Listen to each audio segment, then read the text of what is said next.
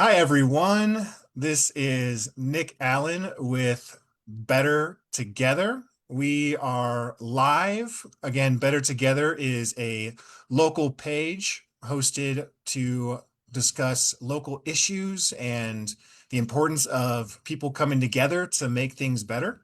And tonight, we are very honored to have Dr. Barbara Zind with us, a local retired doctor, but who also has a ton of experience in the Middle East and particularly Palestine. And as some folks know that are aware of this page and aware of some of the actions locally supporting the people of Palestine, I wanted to invite her on to uplift a voice that really knows a lot on the ground and can help us learn more about the conflict, the state of the issue, and maybe some things we can do. So, Dr. Zinn, thank you again for joining us tonight.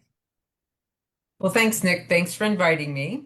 As you said, I'm a retired pediatrician. I've been here in Grand Junction since 1996, but I have volunteered since 2010 with the Palestinian Children's Relief Fund and now with Heal Palestine in the Palestinian territories. So um, I am I support, of course, I support human beings. I'm a humanitarian, and what I say is critical. I will be probably critical of the Israeli government, but that does not reflect any animosity towards any religions or any ethnic group. This is not a religious war. This is political. This is for land. This is for power, and this is for survival. So, yeah. Certainly. No, I appreciate you saying that and just how important that distinction is. And, we definitely want to dive into the full subject. But first, a personal question, like, why did you become a doctor? So I love science and math, and I did pretty well in school, and I love helping people. And really, my motto was a man I never met, but my grandfather, who was a doctor in southern Lebanon. And my Wow. father said he used to treat people for chickens and things like that. So, That's amazing. Okay, so have a long familial connection to the area then. So tell us more about like what is your connection to the volunteer work right now with the people of Palestine? yeah, so I have been going there since 2010 to the West Bank, Gaza, seeing Palestinian refugees in Lebanon and also some in Jordan. And my connection is my family history, really. I have family that when it was all open land in southern Lebanon, they moved into what is now Israel and then become Palestinian refugees. Most of them are in Jordan and some Syria. So that's my connection. So when my kids got older and left home, I wanted to do some volunteer work, and this is the culture I feel so comfortable with. And these are people who have just so much need. Hmm. Hmm.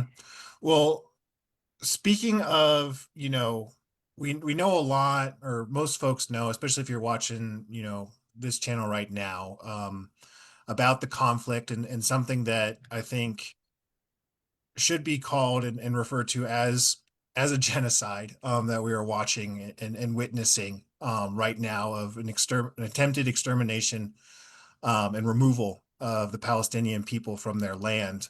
Except this isn't necessarily new for the people of Palestine. Can you tell us a little bit more about that history and where this like why are we here today in some ways? Right. I think that's a good question because people talk about this war starting October 7th, 2023, and it really didn't. So I'm not a historian, but I'm going to put it in a nutshell just because I think understanding this and especially understanding how people have been living in Palestine in the occupied territories all these years. So that area has been populated by people of multiple religions. The only time we have a percentage is I think the Ottoman Empire did a survey, and at that point we were in the 1870s. It was like 6% Jewish, mostly all Muslim, and then Christians also. And then we know that Western world intervened, and then as the nation of Israel was forming, there's what the Arabs call the Nakba, which is the catastrophe. And over 500 villages were destroyed, and 15,000 people died. And Mm, out of a population of about 1.4 million, 800,000 people were displaced. And that is what really started things, because these pe displaced people weren't able to settle well in any other areas. So when I would go to Lebanon, I would see Palestinian refugees in Lebanon. And if you're a refugee there, you cannot, even if you're born in Lebanon, you do not have Lebanese citizenship. mm, So you live in camps. You can, if you're trained as a doctor, you can't work as a doctor. You can only do certain more menial tasks, even the taxi drivers. And this is my experience from people I talk to that I've looked up, and this is true. So even people who drove taxi cabs, if you're a Palestinian driver, you can't get the good jobs like the mhm, Lebanese drivers do.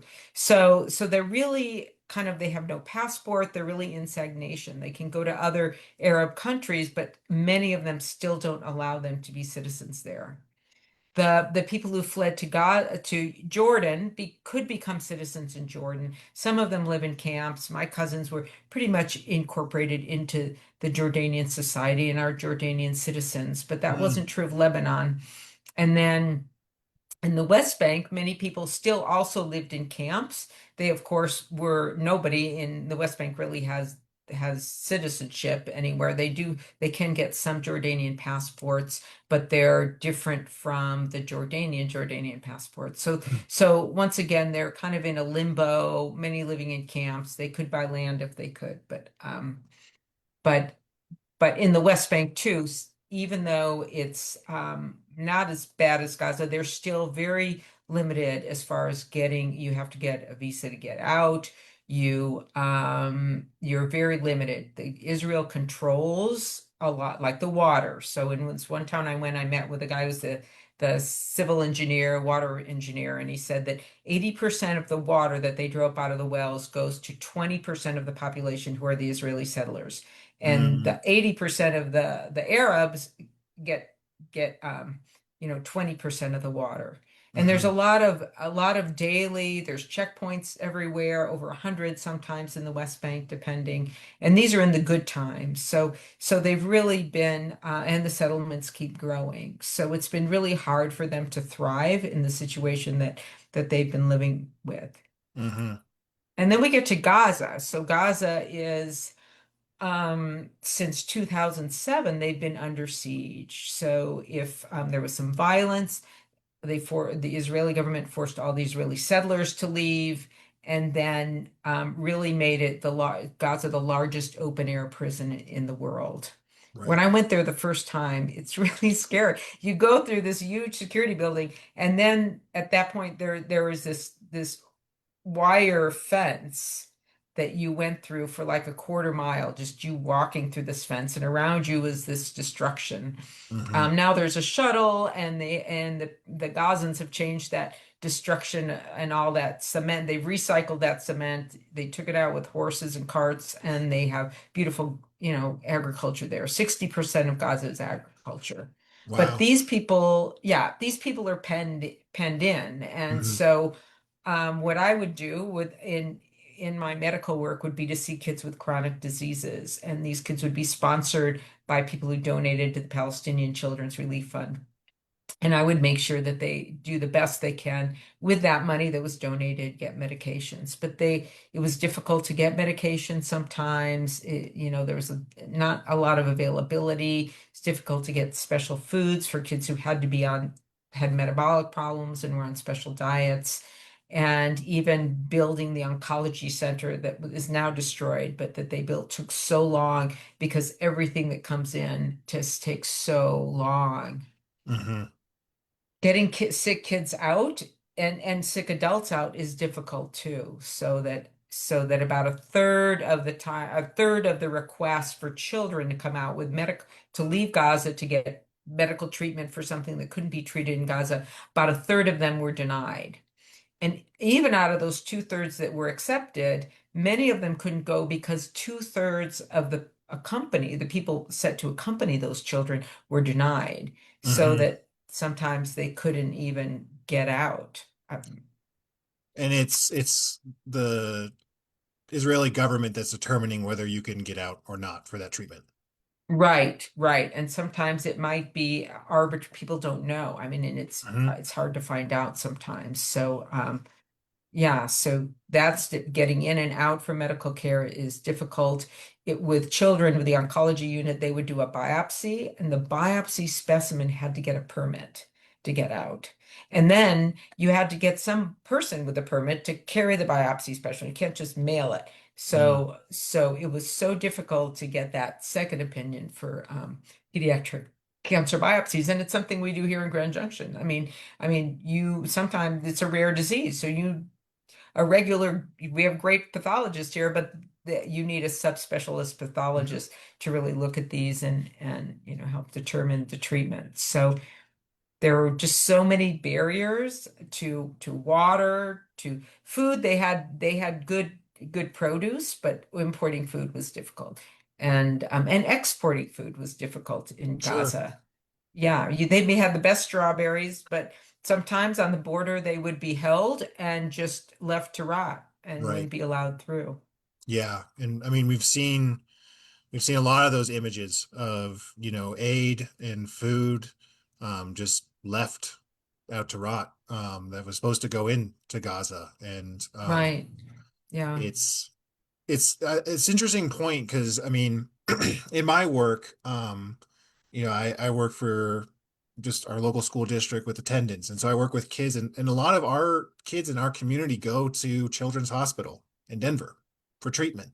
And you Yeah. can imagine, and we have a quote unquote first world country in, Grand Junction, and still not all the care can be there, and we have to make those distant travels. Is it easier? I mean, prior to October 7th, um, could Americans move in and out pretty easily through Gaza? Like, would you be someone that they would say, "Hey, can you take this sample and go?" Or would you go with that too? Would it go to Israel? Would you go to Egypt or?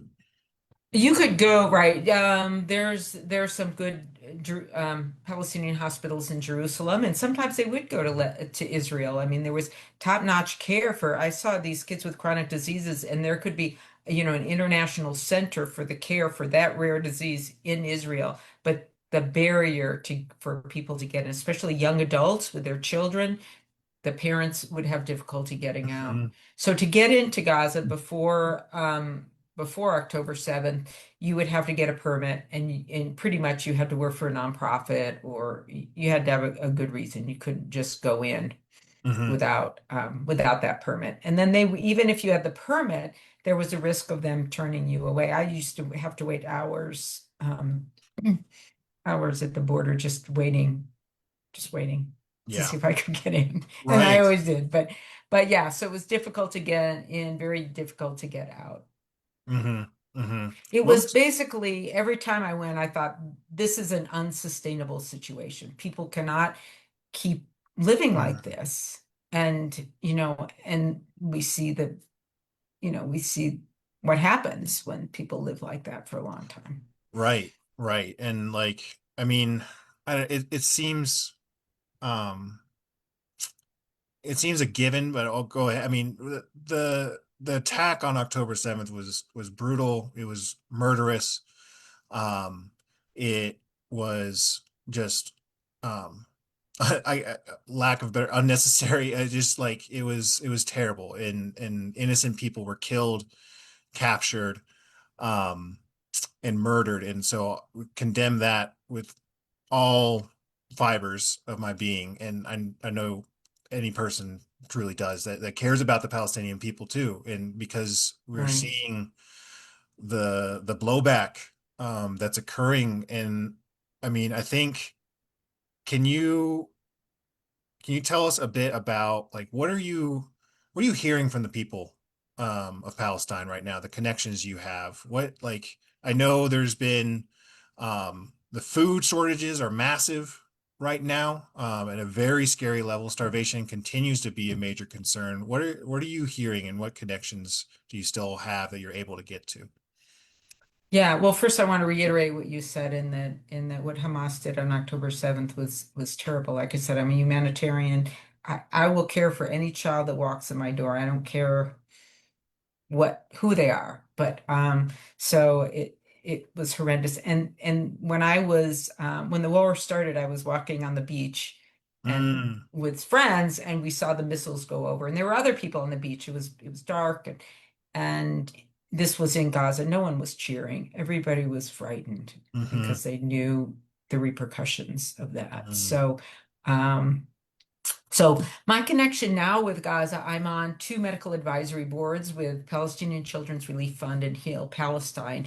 And since March 3rd, medical teams have not been able to go in, but some of the people on this have been in and treated patients. And so it's a dialogue going. And so I've learned a lot from that, though I haven't been since November 1st in hmm Gaza. I hear from them really just difficulties of especially, well, a year ago, the Rafah border was closed. So before hmm that, these doctors and Heal Palestine sent a group in of four doctors. They had 40 bags because there wasn't anesthesia, there wasn't anything. And so they brought all these things with them. It has to go through multiple security checkpoints. At one point, they were told you can't bring those in. And then they were told if you can move all those bags into this van in 5 minutes, you can take them in. And they did it. hmm So it was even difficult in those times. And then in the last year, since the Rafah border's been closed, when I hear from those doctors, you can't bring anything in. The only medication you can bring in has to be a prescription with your name on it. You can't bring anything for the general population. You can't even bring children's clothes in. They'll say, the Israelis look at it, they'll say, what is this close? Do you have children in Gaza? And they'll throw them away. And this is like I said, journalists aren't allowed in Gaza. hmm So I feel like I have a lot of information from people who have been going in as medical volunteers and the difficulties that they've been having. And I can't imagine what it's like now because even before, I mean, they'll have five babies in an incubator in just a warmer that should hold one. Where before that they had really up-to-date newborn intensive care units. And before the war, there were two babies in a warmer that should have one baby. And now hmm there's like five babies, or there were. I don't even know how they're doing now because now there aren't international doctors aren't allowed in. But Okay. people are lining up. But they say when you go in, you're just fed rice like everybody else. You Right. have to bring your own protein bars. They limit how much food you can bring in, only one suitcase. So even being a medical volunteer is really challenging. And the people who have gone in have told me just, have your will in order, make sure everybody knows what to do in case you don't come back. But hmm yeah, so that's kind of and just working in such difficult circumstances where just there's so little available and you're so overwhelmed. We set up kind of a safety system for Heal Palestine for teams going in, and one of the things was doing some mental health screening because it's just so overwhelming. I can't imagine. I can't imagine. Yeah, I can't either. I can't either. And my other ongoing conversation is with a man. I'm going to call him Muhammad because I'm even afraid to like say his name Sure. or Yeah. people get in trouble. So Muhammad covers about half the population of males Sure. in Sure. Gaza. That should cover you. But Yeah. yeah, so I've been going to about the same hotel pretty much most of my trips to Gaza, and in the first 4 days it was Ramona, another volunteer with PCRF, and I in the hotel, and the staff was just amazingly just supportive. A bomb would go off, I'd jump, they'd say, it's okay, it's all right. That one's Sit far down, away. have some water, right? Right. So this staff was wonderful, had a little birthday party for Ramona, and then 4 days later we left. And so after I've been home, I've started to communicate on WhatsApp with one of the staff, really converse more than I could when I was there because I don't speak Arabic and he doesn't speak English. Mm, mm, So we've developed this friendship, and I think he really represents the typical person in Gaza. He just wants to raise his family. He just wants to live a good life, and he's very religious.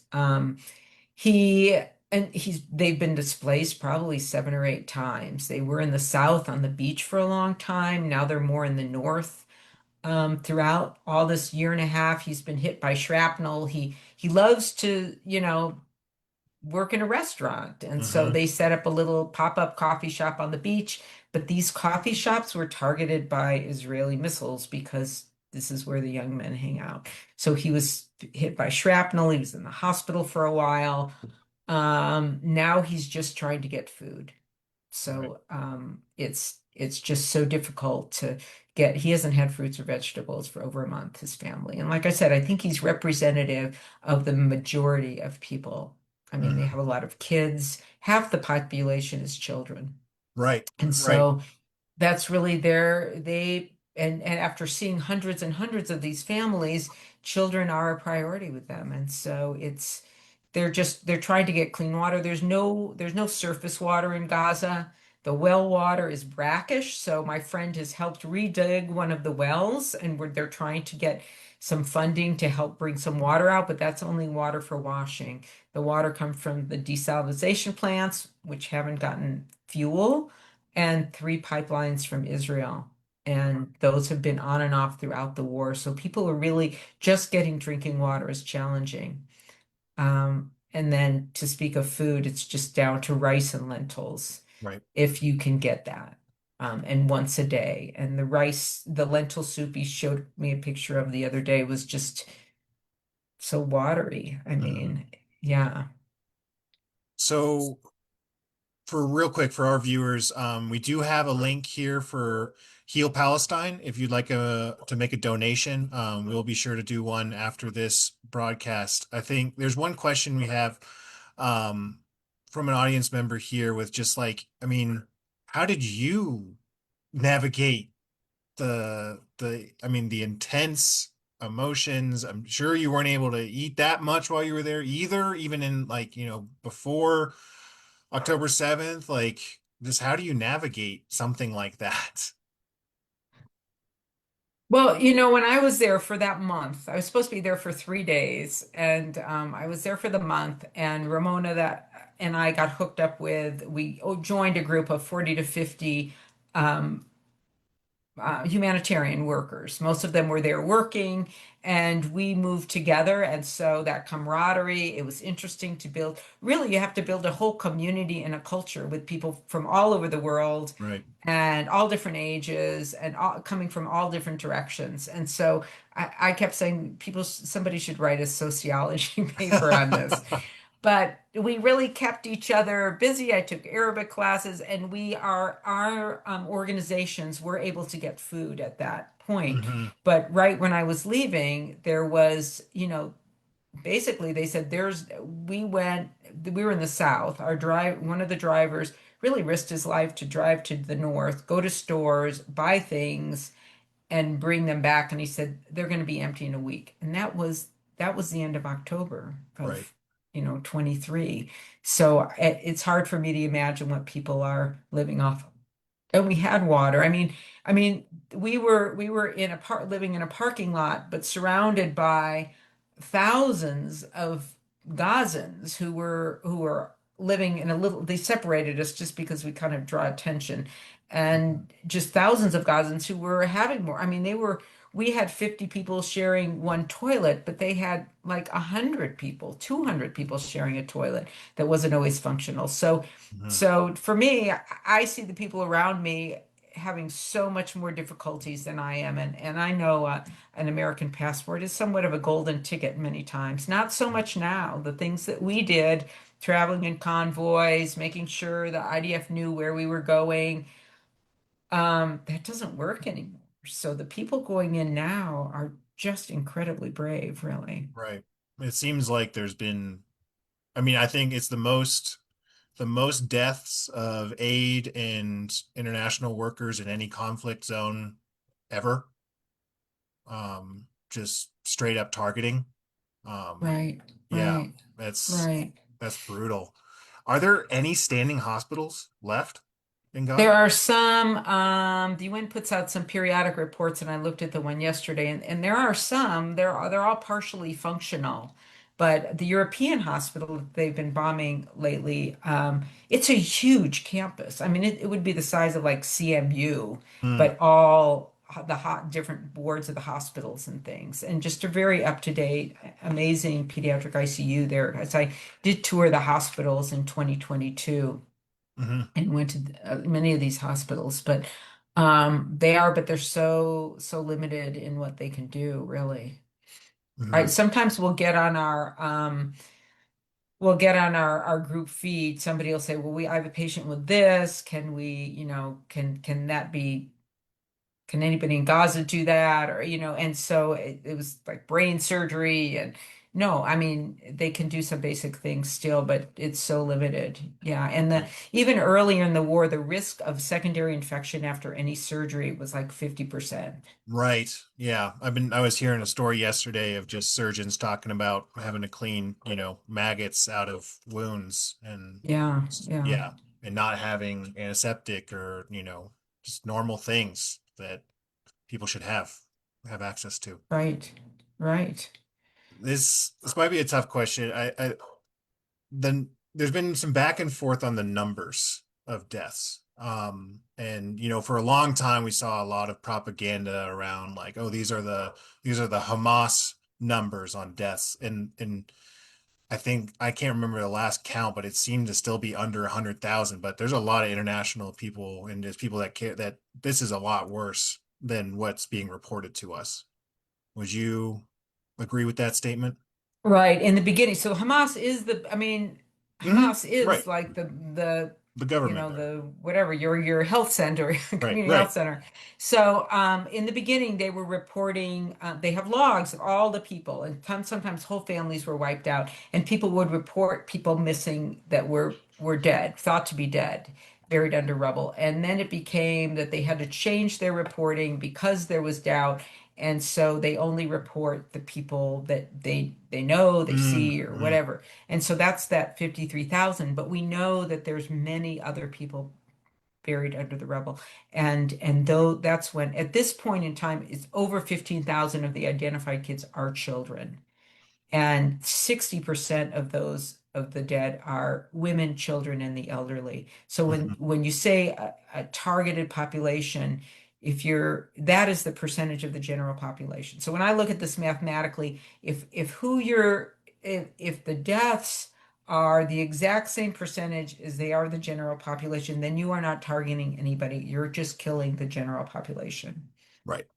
And so, yeah, I agree. There's going to be a lot more under the rubble. I don't know. I'm not even sure if this includes children, especially dying of other things. When you withhold food and Hmm. water, you're targeting children. You're targeting children, really, the children and people with illnesses or elderly, but especially children. And so we know that children are dying of infectious diseases that are preventable. We know they're dying of malnutrition. And just the thought of refeeding these children is so complicated and really hard to understand. We talked about it early, but now, that there no food has gotten in for so long, they're so malnourished. Right. Yeah. No, it makes me feel bad when like my daughter doesn't want to eat some nights for dinner and I'm like, "Oh my God, I'm not feeding her, but I can't just I it's beyond it's just I mean, this is what genocide looks like. And this is what, I think I'm going to editorialize for a moment, but I think one of the things that might be the biggest struggle for so many Americans to understand this is we would have to look at our own history and what we did with indigenous populations in our nation. And it's just what continues to happen. And the biggest frustration in bringing it back to Grand Junction, Colorado, and the people that line up on, North Ave, um, is it's so much of our tax dollars are going to this destruction and are going to funding people that are withholding food from infants. And it just I can't make any sense of it. Yeah.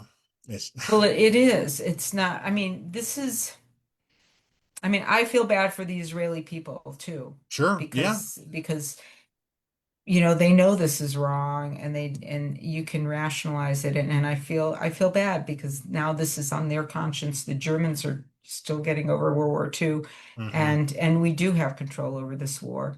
I mean, on paper, we have learned. I mean, I was, looking back right before the war in August, I think the UN, there was a UN communique sponsored by the United States that condemned the use of food as a weapon of war. Right. And the year before that, the House passed a resolution condemning using food as a weapon of war and condemning holding aid back from a population for war. And so on paper, it's so disappointing really to me because on paper we are a moral country and we do know right from wrong. And but in this case, I don't know. I don't understand, Hmm. honestly. Yeah. I think, I don't know. I usually have things to say, or like I think I have ideas, but this just it's so disheartening. And I think, you know, just last couple questions. I know you've been here for a while and I really, really appreciate it. So I'll just ask these last two here. Um, First one, would you ever go back? Yeah, I'm planning a trip to the West Bank. Hopefully, inshallah, as they say, for this fall, hoping to do some teaching in some of the hospitals and teaching of uh, pediatric resuscitation and in the hospitals in the West Bank. And Hmm. I would go back to Gaza. I mean, at this point, obviously, it's not safe. There's no Sure. medication. There's not a good way for me to practice. But Hmm. the people are wonderful. I mean, the people are just, and I see that in my friend. I tell him, I'm sad for you." He said, "Don't be sad for me. I'm okay." You know, Right. just Right. yeah, incredible, incredible people and such strength. But I would like to say a little bit. There is a positive thing that happened this week, Okay. in that there's Senate Resolution 224, which asks for aid to be brought into Gaza, was signed by both of our senators. Beautiful. Beautiful. I love hearing that. Well, let's talk a little bit about that. Like what do you think we can do here, as Americans and in a democracy, as much as it is, like what do you think some actions that we can take to help the people of Palestine? Well, I think one thing is just being aware that that supporting Palestine is not against any religion, is not against any race, and people understanding more of where this came from, really. And because that's the only way we're going to find peace. And I have no idea what that would look like Sure. starting from now. But I feel like if just understanding what's going on, because for so long we've only heard one side of the story, and now it's really difficult. No journalists are allowed into Gaza right now. And the Palestinian journalists, the Gazan journalists that are there are targeted. So many have Hmm. died. They're risking their lives just to get a story out, and they continue to get those stories out, but they're hard to find. So just being aware of the news and sharing it with other people, and sharing it in a way that's a kind humanitarian way, because this isn't hateful. This is just trying to save people, especially children's Right. lives. Yep. So that's one to do. The other thing, of course, donate to Heal Palestine. If you want to donate to PCRF, UN Refugee Works Association is the structure for giving aid, and that's been in the news a lot. And they do so much good in the Palestine, the schools, the health centers, just the support of people. So supporting that, the UN and the UN Refugee Works Association, UNRWA, is really important also. Beautiful. Well, thank you for sharing your story, for helping educate people here in our community, for your work. You're a hero. You really are. And like it's an absolute honor to speak with you tonight for this time together. So thank you again, Dr. Zinn, and we wish you luck and thank you for being such a great ambassador for our city, Grand Junction. Well, thanks, Nick. Thanks for inviting me. Thanks for the interest. And I'm always open to talk with anybody if you see me on the street. And yeah, Definitely. just that'll be what it's like. Thanks so much for inviting me. All right. Yes. You have a good night. Okay, good night. Bye.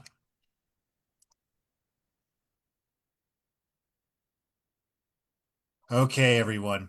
Um, that was probably our toughest conversation. Not because Dr. Zinn was tough at all. She was a beautiful, kind, wonderful person.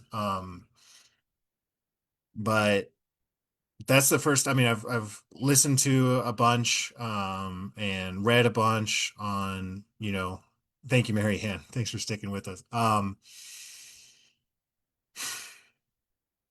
The destruction and the continued destruction is it's just so hard to rationalize in our heads. And to hear her stories of, just babies needing, warmers, and it's for besides for one child, and five children are being placed in there, and lentil soup that might have a couple lentils in it, is what people are surviving on, and the human spirit to continue to survive and to try and make something for their children and their people. um they deserve freedom. We all deserve freedom. We all deserve to live in peace, and so many people are not, and especially those in Gaza and in the West Bank, generations of people that have never had really much past a day of peace. And as people, we need to do. I, I'm trying to give guidance. I don't know. Besides, I guess we'll just take what Dr. Zinn said. Um, Spread this message. Let people know what's going on. This is not, it is not, there's going to be so much propaganda pushed back against you. It's less now. People are starting to see, this genocide for what it is. Um, it's it's a shame that people worry, and I worried about this interview in the sense of, will I be referred to as anti-Semitic? Um, and that's been a tool of the state of Israel, really, to try and protect itself with these atrocities, is to continue to point out that it's anti-Semitic, to question them when it's pro-human to push back against them. Um, and they, the state of Israel and the Israeli government has been very forward in what their plans are for the people of Gaza and the West Bank, and that's total annihilation. I'm not saying that the people of Israel, and Dr. Zinn mentioned that there's Israelis that are so scared and upset of what's taking place, and they've been beaten and arrested, and it's hard to topple a government that is acting in the way against your wishes, and that our government is acting against our wishes. The majority of people do not want to see our tax dollars going to kill children. The the Ben and Jerry's guy, I think it was either Ben or Jerry, maybe Jerry, just got pulled out of a congressional hearing, shouting at the top of his lungs, "Stop taking money from our starving children by cutting Medicaid and paying that money and buying bombs." It That's where I say something like that, and it just doesn't make sense. Besides, the people in power will always use violence to maintain their power. Always. That it might take them a while to get to that point, but it's something that they will always rely on in order to maintain their power. And that's hard to know, and it's hard to see. And it's things that we saw in the Black Lives Matter movement. It's things that we have seen, now with immigrants. That's all just power and violence, and all about maintaining it. So I appreciate you all so much for watching tonight. That was a very meaningful interview. She's an amazing woman.